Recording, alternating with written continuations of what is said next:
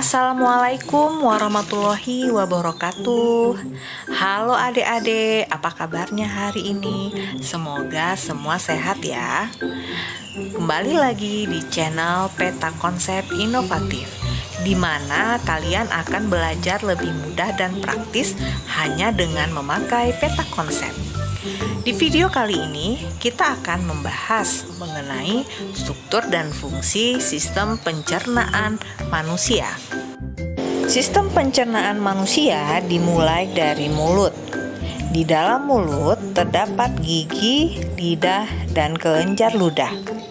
Gigi terdiri atas gigi seri, gigi taring, dan gigi geraham.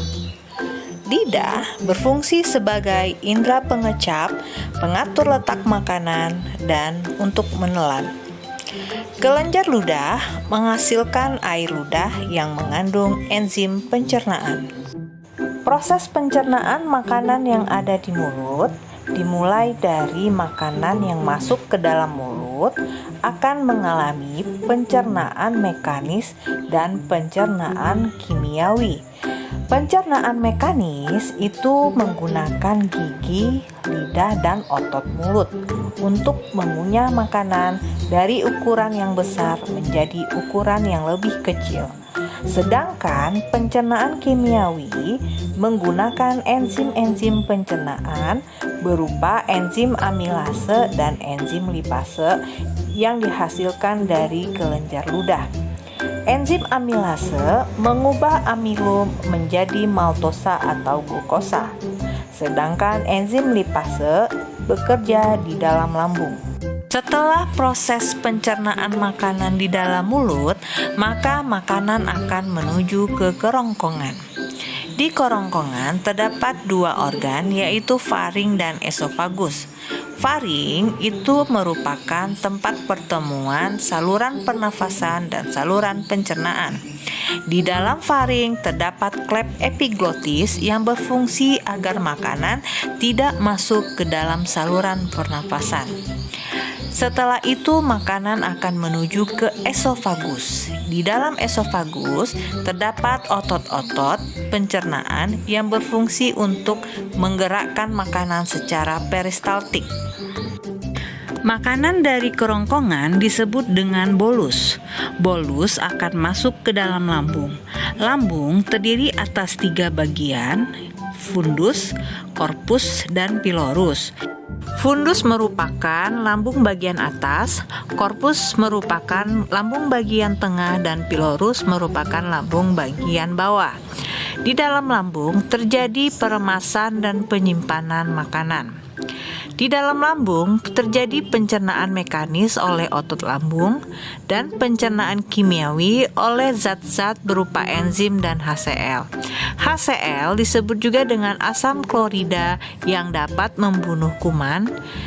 Enzim pepsin merubah protein menjadi pepton, renin untuk menggumpalkan protein susu, lipase sebagai mengubah lemak menjadi asam lemak dan gliserol, dan mukus yaitu lendir yang berfungsi melindungi lapisan lambung dari HCl.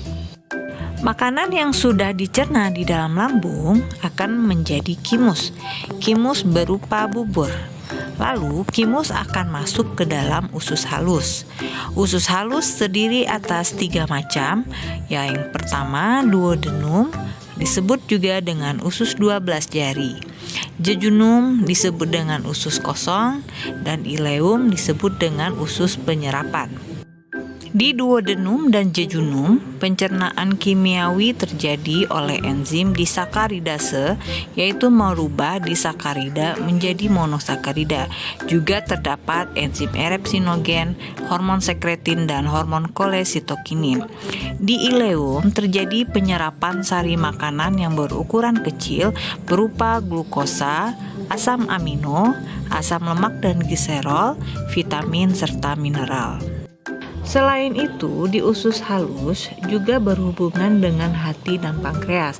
Hati akan mengirimkan cairan empedu jika di usus halus terdapat lemak, karena cairan empedu berfungsi untuk mengemulsi lemak atau mencerna lemak di usus halus. Sedangkan pankreas juga akan mengirimkan komponen enzim-enzim berupa NaHCO3 yang bersifat basa untuk menetralkan asam di usus halus. Enzim tripsin mengubah protein menjadi asam amino. Enzim lipase mengubah lemak menjadi asam lemak dan gliserol. Amilase mengubah amilum menjadi glukosa yang terdapat di usus halus. Selanjutnya, setelah terjadi penyerapan di ileum di bagian usus halus, maka sisa-sisa makanan akan menuju ke usus besar. Usus besar terdiri atas ascenden, descenden, dan descenden. Ascenden merupakan usus naik, descenden merupakan usus melintang, dan descenden merupakan usus turun. Di usus besar, sisa makanan akan mengalami pembusukan yang dilakukan oleh bakteri Escherichia coli. Selanjutnya, sisa makanan tersebut juga akan terjadi penyerapan air. Sisa makanan tersebut lalu akan menuju ke dalam rektum. Rektum merupakan tempat penyimpanan feses sementara sebelum dikeluarkan melalui anus. Lalu anus merupakan tempat keluarnya feses atau prosesnya disebut dengan defekasi. Demikian proses pencernaan yang dimulai dari mulut, lalu menuju ke kerongkongan, lalu menuju ke lambung, lalu menuju ke usus halus. Di sini terjadi penyerapan. Lalu berhubungan dengan hati dan pankreas, dan sisa makanan menuju ke usus besar.